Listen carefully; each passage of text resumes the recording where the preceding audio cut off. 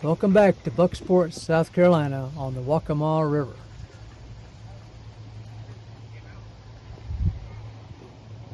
In our previous video, the boom troll was having a little too much fun at the bar and suffered a nasty fall. The injury ended up requiring a little plastic surgery and bed rest. Today we go back to the scene of the accident to take care of laundry. The laundry facilities here is next to the bar, and while the bar is closed, the tables make a great place to fold clothes.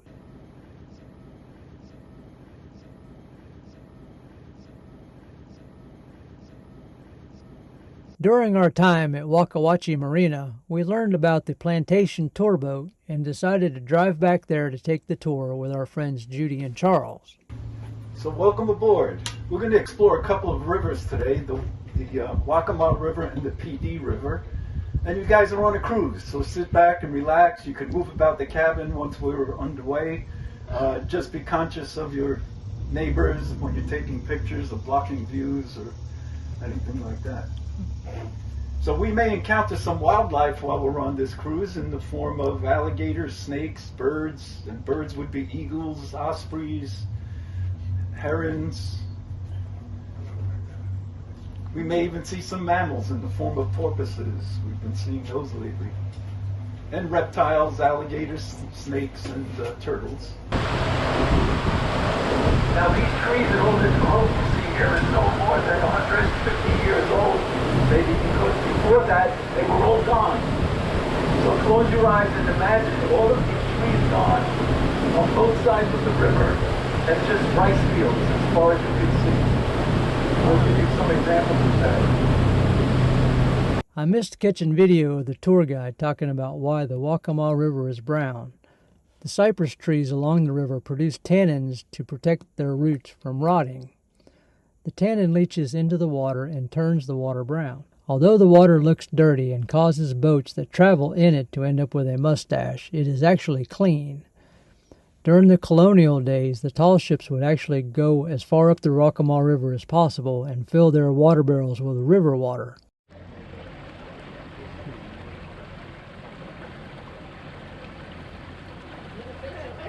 And you could arrange private tours for yourself of Sandy Island by taking down this website that's on the side of this. This is the Prince Washington boat. He's a great-grandson of Philip Washington, the founder of Sandy Island. You can see a general store there, so if you do take the tour, you could go in there and get souvenirs and snacks. If you're familiar with the Huntingtons, Archer and Anna Huntington, who started Brooklyn Gardens, Archer Huntington built a schoolhouse on Sandy Island in 1932. Today it's a library.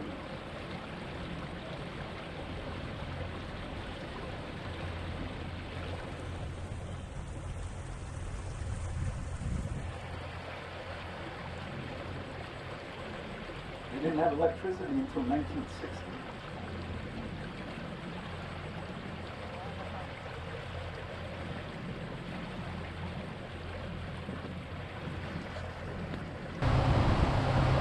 Just imagine that was all cypress swamp before they cut down all the trees and built up all the trees.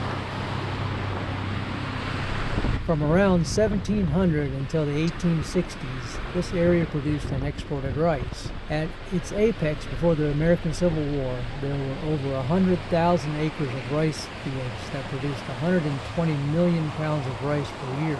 The area has recently seen a resurgence of rice production, growing the heirloom rice variety called Carolina Gold.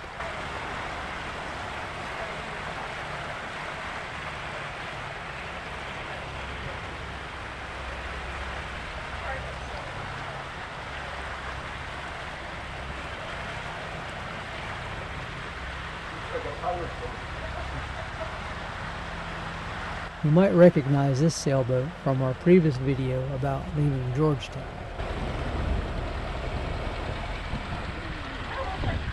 So off to the right here, you can see a sample of a dike. And what's called the rice trunk, which is that floodgate you see on it.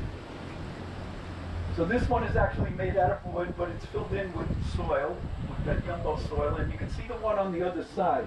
So there are actually two valves with the pipe going underneath the water line there and they could open or close either one of those gates, whether they want the water to stay in the field or not.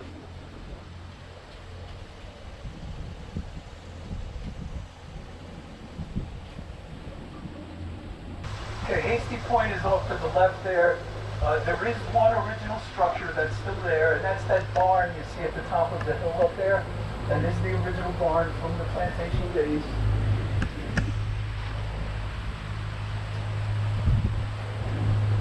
Now, what the barn was used for in the plantation days is that's where they would store the rice once it was harvested. And in order to know what volume of rice they had, they would put all the rice inside the barn and then make a chalk mark as to the height. By measuring the height of the chalk mark, they would know how much rice they had. It's a lot of rice. Now, Hasty Point, the owners have dedicated 500 acres to educational programs to educate everything from the elementary school to PhD level about the history of rice, growing rice, the science of rice, all of that.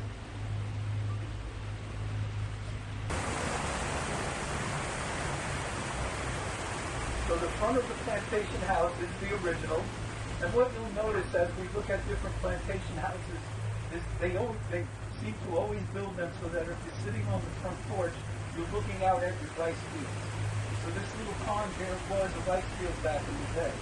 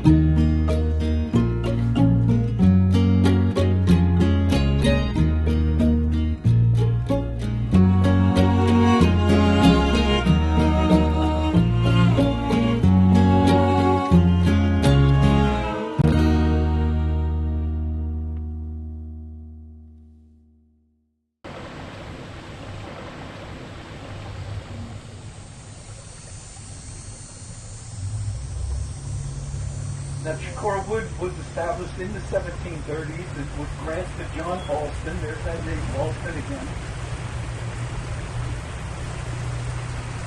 And it was handed down through the years to Elizabeth Alston Pringle. And she wrote 2 books. We actually ran the plantation. She wrote 2 books, one called The Chronicles of Chicora Wood, and the other one was A Woman's Rice Planting. Now this building here is a barn, and you can see the chute coming out of the side of it there, right in the center. So when they would fill that barn up with rice, they would push it out that chute, and it would go onto a flatboat that would be waiting there in the river, go into barrels, and then be shipped to Charleston or Georgetown or wherever its destination would be, eventually making its way to Europe.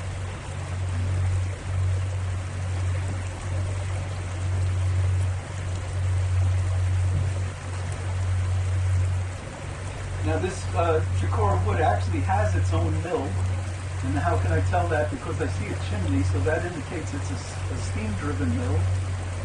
And the mill, remember, relieves all the some of that manual human labor that goes into growing rice.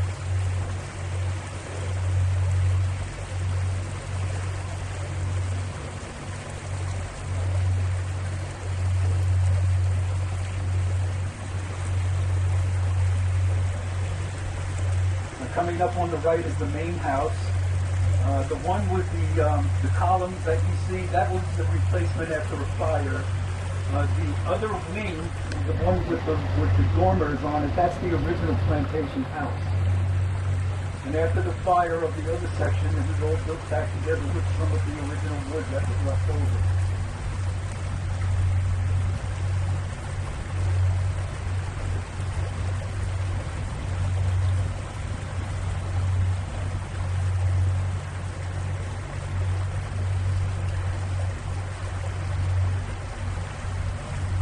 That house has something called the winter kitchen, and they would build that under some of these large plantation houses with 18-inch thick walls, cement walls, and 8-foot high ceilings, and hoping that as they cooked there, the heat would rise up through the rest of the house. However, you can imagine how many fires that could be.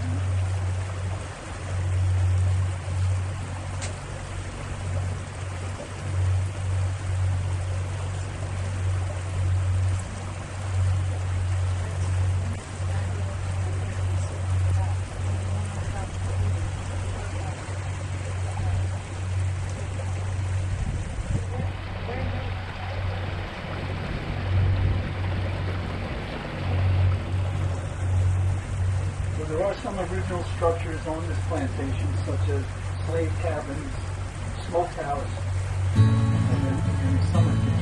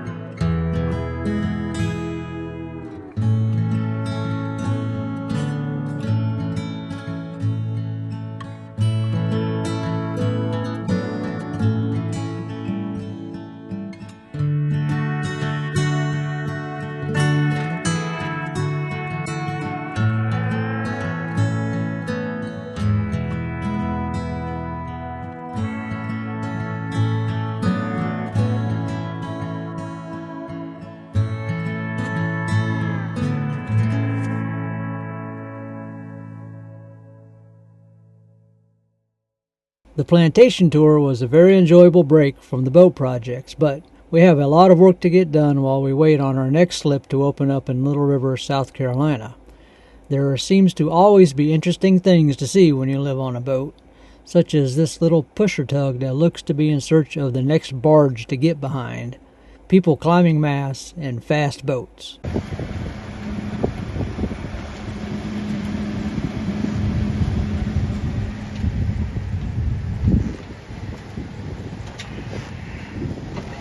Okay, so we're in Bucksport, and this guy, he's another sailboat owner, but he's getting ready to go up the mast on Lewis's boat. I thought I should film it. It's pretty cool to watch somebody scale a mast. The device that he's in is called a bosun's chair. And as you can see, Lewis in the gray hat and Shane in the blue shirt. Lewis is cranking the winch to lift the guy up, to hoist him up the mast. And he's also helping things along.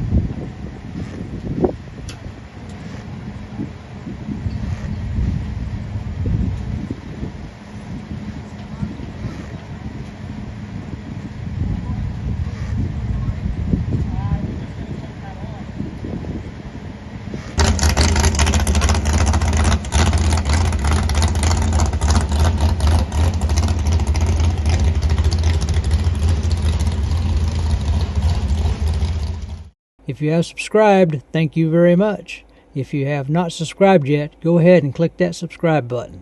Thanks for watching.